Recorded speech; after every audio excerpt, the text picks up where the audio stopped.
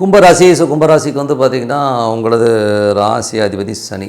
சனி வந்து பார்த்திங்கன்னா உங்களுக்கு வந்து 2ல் இருக்காருங்க. ஸோ 2ல் இருக்கும்போது என்ன மாதிரி விஷயமோ 2ல் வந்து அது வந்து 0 டிகிரியில் இருக்கும்போது கொஞ்சம் நம்ம வந்து ஈகோயிஸ்ட்டாக இருக்கிற மாதிரி ஃபீலே கொடுக்கும்.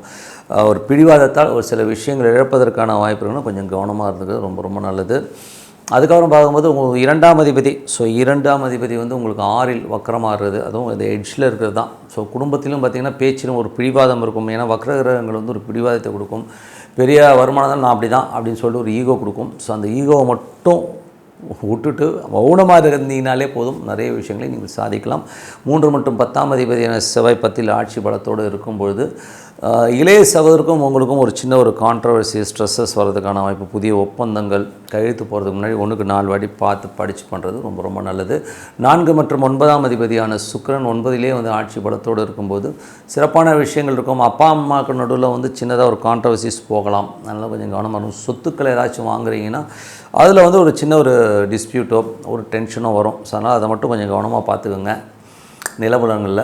ஓகேங்களா. அம்மாவுடைய உடல்நலம் சம்மந்தமான விஷயம் கேர் எடுத்து பார்த்துக்க ரொம்ப ரொம்ப நல்லது. 5 8ஆம் அதிபதியான புதன். ஸோ 5 8ஆம் அதிபதியான புதன் வந்து பார்த்திங்கன்னா உங்களுக்கு இப்போ வந்து 9ல் இருக்கிறது. ஸோ 9ல் இருக்கும்போது என்ன மாதிரி விஷயங்கள் நடக்கும் அப்படின்போது ஒரு கேந்திராதிபதி ஒரு திரிகோணாதிபதியோ உங்களுக்கு திரிகோணத்திலே இருக்கிறது ரொம்ப சிறப்பு தான். பட் இருந்தாலும் ஒரு 8ஆம் அதிபதி 9ல் இருக்கும்போது அப்பாவுடைய உடல்நலம் சம்மந்தமான விஷயங்களும் கொஞ்சம் கேர்ஃபுல்லாக இருந்துக்கணும். ஸோ அதில் வந்து நமக்கு சின்னதாக ஸ்ட்ரெஸ்ஸஸோ டென்ஷன்ஸோ குடல் சம்மந்தமான விஷயங்கள் வயிறு சம்மந்தமான விஷயங்களை பாதிப்போ ஏற்படுறதுக்கான வாய்ப்புலாம் நிறைய இருக்குது. ஸோ அதெல்லாம் கொஞ்சம் கேர்ஃபுல்லாக இருந்துக்குங்க.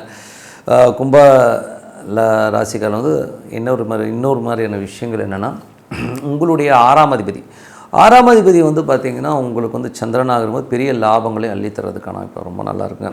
ஏன்னா வந்து அது வந்து பார்த்திங்கன்னா திங்கள் செவ்வாயில் பெரிய லாபங்கள் நல்ல ஒரு வருமானங்கள் வரதுக்கான இப்போ ரொம்ப அற்புதமாக இருக்குது. வேலை நல்ல ஏற்றங்கள் சந்தோஷங்கள்லாம் கிடைக்கிறதுக்கான இப்போ ரொம்ப அற்புதமாக இருக்குது.